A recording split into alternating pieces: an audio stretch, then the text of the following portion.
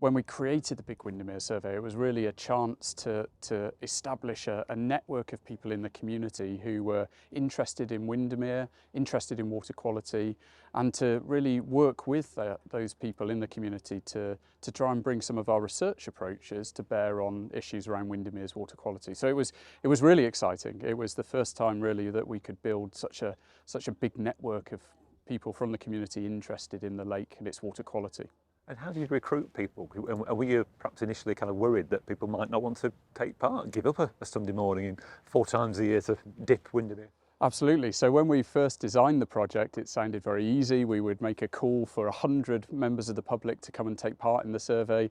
And we got to the date of the first survey and then thought, oh, now we need to actually deliver this. So we were amazed, really. We made the call and we were effectively flooded with volunteers who were interested in signing up. And also that hasn't just been the first survey, that's continued over the last year with people coming back for 3 or 4 surveys with us. So it's been fantastic. We've met some of the volunteers, we've been chatting to them. When you talk to them, I know you've been talking to them just now, quite a few of them, what do they say to you? What's their motivation to get involved? And what do you think about, you know, as a scientist who's paid to look at this, to get people actually to volunteer, to be citizen scientists? What does it mean to you? So I think what I hear from our volunteers all the time is that they're just interested in the lake. They live here or they visit here. They're concerned about what they hear about the lake. They want to try and help improve the condition of the lake if they possibly can. And that's why when they saw this call for the project, they were interested in getting involved, just purely out of interest and personal commitment to trying to do something to improve Windermere. As a scientist, that's fantastic, because we have over 100 volunteers on each of our surveys, 100 sites that could be sampled within a 2-hour window. That's just impossible for me to deliver in any other way as a scientist. So from that respect, it's data that we simply couldn't generate through traditional research approaches. And that's been the fantastic thing as a scientist. Is it data that really matters? I mean, I saw your presentation. It's showing north-south basin, the differences, and also comparisons to other watercourses as well. And I suppose with your expertise and your contacts around the world, even you're able to perhaps put Windermere or compare Windermere to other lakes, other water courses as well. So does it really give you the ammunition or the meat, if you like, to go away and start thinking, right, where are we up to? Where is it going? What's going to happen? So I think one of the really unique things about the data is how many sites we survey at the same time. So we can really get a spatial picture of changes in water quality around the catchment. We have 70 sites roughly just around Windermere shoreline itself.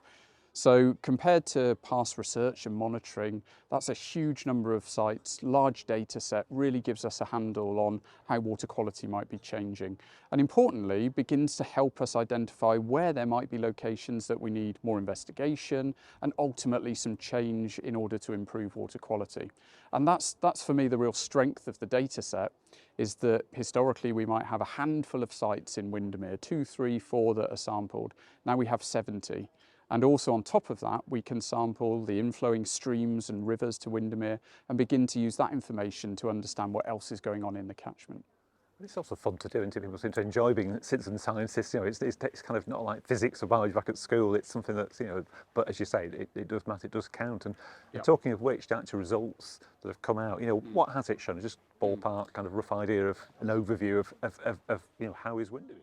So today we've basically tried to summarise the first 12 months of the Big Windermere Survey, and I've spoken about 2 key areas. We've talked about nutrients, particularly phosphorus, and we've talked about bacteria.